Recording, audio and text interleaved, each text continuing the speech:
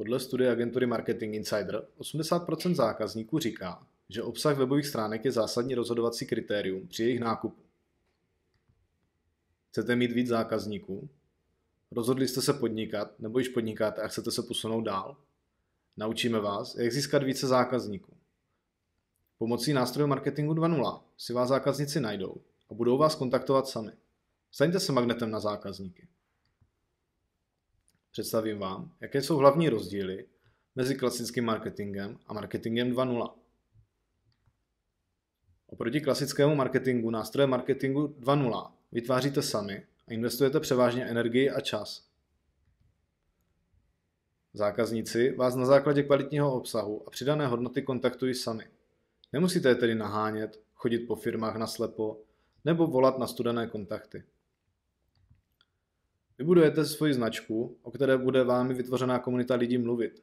Specializujete se v tom, v čem jste dobří a stanete se profesionálem v tom, co děláte. Řeknu vám 5 mýtů o marketingu 2.0, které si většina lidí myslí, ale vůbec nejsou pravda. Velká skupina podnikatelů si mylně myslí, že zbohatnou během prvních 6 měsíců. Kdo podniká delší dobu, řekne vám, že první 2 roky jsou nejdelší.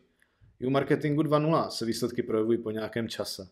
Ale při správném plánování a vytváření správné přidané hodnoty můžete za 10 let mít obraty v desítkách milionů ročně. Spousta lidí si myslí, že není poptávka po jejich oboru podnikání. To není pravda. Jen nejsou zodpovězeny jejich otázky a nemají dostatek odpovědí. Vytvářejte na svém blogu relevantní a hodnotný obsah a výsledky se dostaví.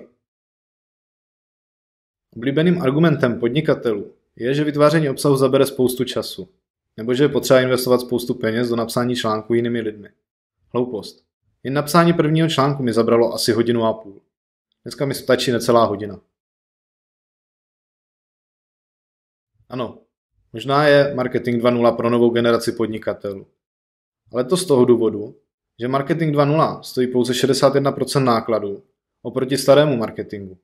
Ovšem, marketing 2.0 využívají i společnosti jako McDonald's, Microsoft a i Google už upřednostňuje ve svém živelném vyhledávání stránky s hodnotným a relevantním obsahem.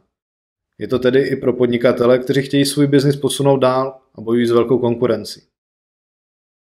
Firmy, které jsou zaměřené na starý marketing, tvrdí, že to je jen výstřelek a tento nový směr bude fungovat jen chvíli. Proč tedy Google upřednostňuje stránky s hodnotným obsahem? Proč je konverze návratnost zákazníků u marketingu 2.0 okolo 80%? Jak marketing 2.0 funguje? Úplně jednoduše. Vytvářím hodnotný obsah, který zaujme návštěvníka.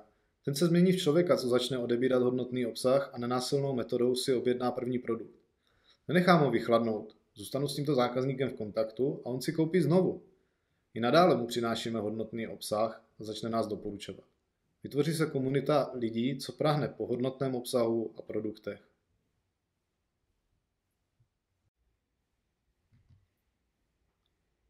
Největší naší zkušeností je to, že jsme založili outletový velkoobchod na principech marketingu 2.0. V tuto chvíli pomáháme začínajícím podnikatelům otevírat jejich obchody, sdílíme s nimi informace, přidáváme hodnotu pomocí spousty materiálů, které vytváříme. Klienti nás najdou sami, nemusíme je nahánět. Na začátku bylo 10 000 korun a žádný zákazník. Dnes máme velkoobchod s více jak 2 000 zákazníky a obraty v desítkách milionů ročně. Podívejte se sami na naše internetové stránky.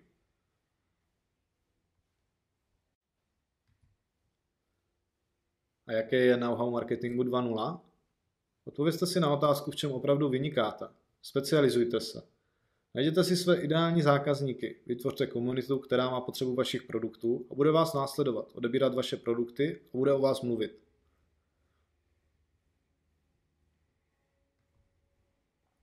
Zadejte svůj e-mail a získejte 10dílný e-mailový trénink o marketingu 2.0 a staňte se magnetem na své zákazníky.